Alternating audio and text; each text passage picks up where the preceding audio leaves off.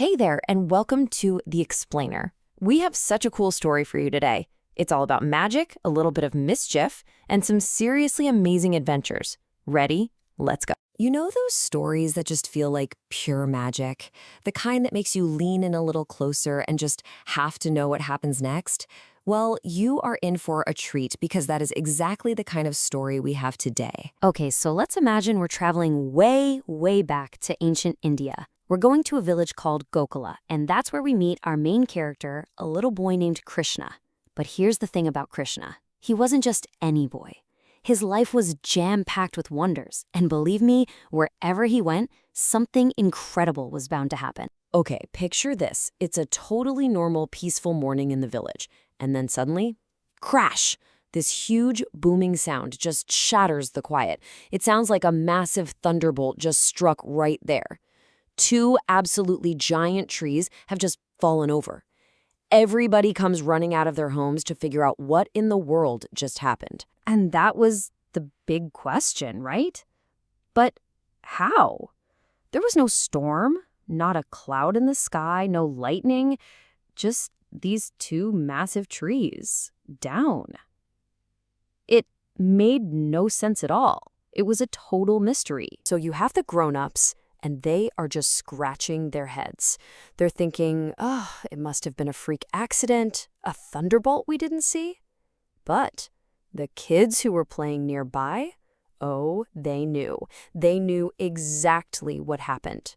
They all started pointing right at their friend, little Krishna, shouting, "No, no, it was Krishna. He did it. We saw the whole thing." And wouldn't you know it, they look over, and there's tiny little Krishna. And he's tied to this big, heavy wooden mortar, for being a little naughty earlier. He had dragged that heavy thing right between the two trees, and somehow that's what made them fall. I mean, the adults could not wrap their heads around it. But his dad, Nanda, he just looked at his son, kind of smiled in total awe, and untied him. What an amazing kid. So besides, casually knocking over giant trees, Krishna was mostly just being a kid. He had his favorite games for sure. He absolutely loved dancing for his friends, the gopis. He'd sing super loud, at the top of his lungs. He'd even do little chores, like fetching wooden shoes and seats for his parents. And get this, sometimes he'd pretend he was a little wooden doll and just let his friends pose him however they wanted. Just a super playful, charming kid that everybody in the village loved. All right, here's a fun one for you. A little Sanskrit spotlight. The word is Pala Vikrayani. Let's try that. Pala Vikrayani. Great. You know what that means? A fruit vendor. So one day, this really kind fruit vendor, a Pala Vikrayani, comes to town and Krishna sees her.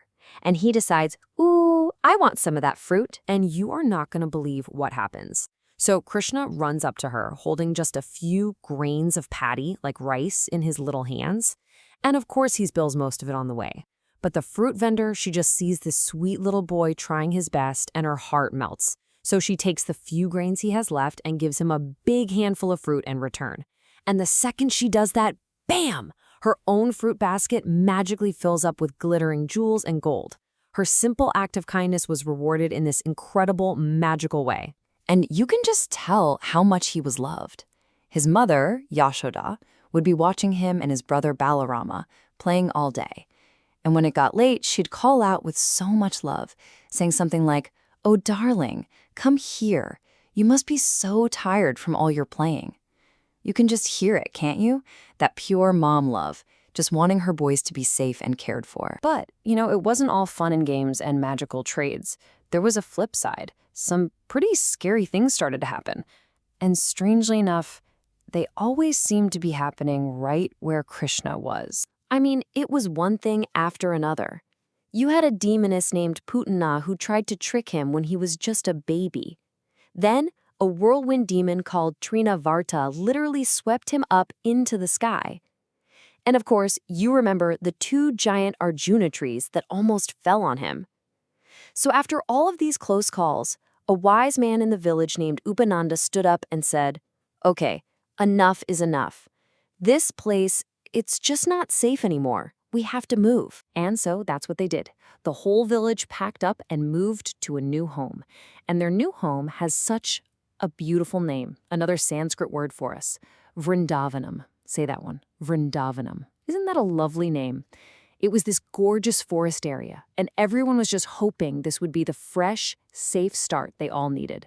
And oh wow, Vrindavana was amazing. It was like a paradise for kids. There were new gardens to play in, tons of happy cows and little calves running around.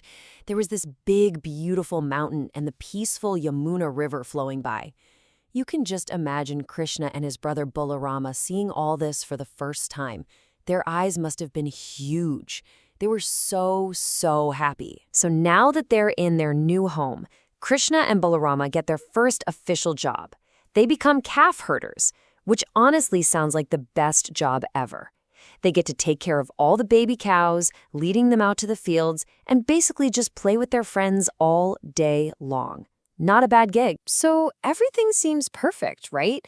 They're in this beautiful, safe place. But you have to wonder, was the danger really over, or did it follow them to their new home? Well, what do you think? Nope, not even close. So one day, this demon, Vatsasura, comes up with this super sneaky plan. He disguises himself as a calf so he can sneak into the herd and get close to Krishna. But he couldn't fool Krishna, not for a second. Krishna spots this new calf, gives his brother Balarama a little look, and Balarama knows exactly what he's thinking. That is no ordinary calf. So Krishna, cool as a cucumber, just walks right up to this demon calf. He grabs it by the back legs and its tail and just starts twirling him around over his head, like a giant rope. Faster and faster, and then, thwack. He launches the demon right into a tree, and poof, the demon is gone. Just like that. You think that's the end of it? Not a chance. The very next day, another demon shows up. This one, Bakasura, is disguised as a giant crane, and he just swoops down and, gulp, swallows Krishna whole. But inside the demon's throat, Krishna suddenly becomes burning hot, like a piece of fire. The demon can't handle it. He's forced to spit him right out. And before that crane can even think about what to do next, Krishna grabs its giant beak with both hands and rips him apart, just like you'd tear a piece of grass. Incredible! So think about his friends watching all this. One second, they're completely terrified. They think their best friend is gone forever.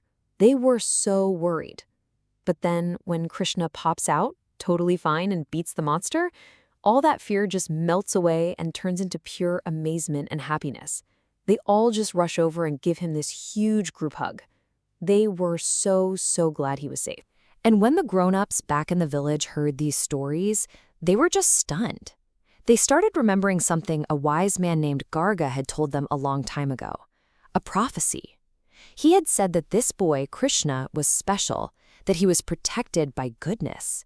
And now they were seeing it happen right in front of them. This wasn't just a mischievous little boy. This was someone absolutely extraordinary. And after all that, defeating demons, saving the day, what do you think they did next? They went right back to playing. I mean, of course they did. They told all the stories about Krishna's adventures. They played hide and seek, built little pretend bridges, and jumped around in the trees like a bunch of happy monkeys. Because at the end of the day, even with all these incredible things happening, they were still just kids, having fun together. So Krishna's childhood was just one incredible story after another, right? It kind of shows you that amazing things and little bits of magic are all around us. Which gets me thinking, and I hope it gets you thinking too. What amazing story will you tell someone today? Thanks so much for hanging out with me on The Explainer.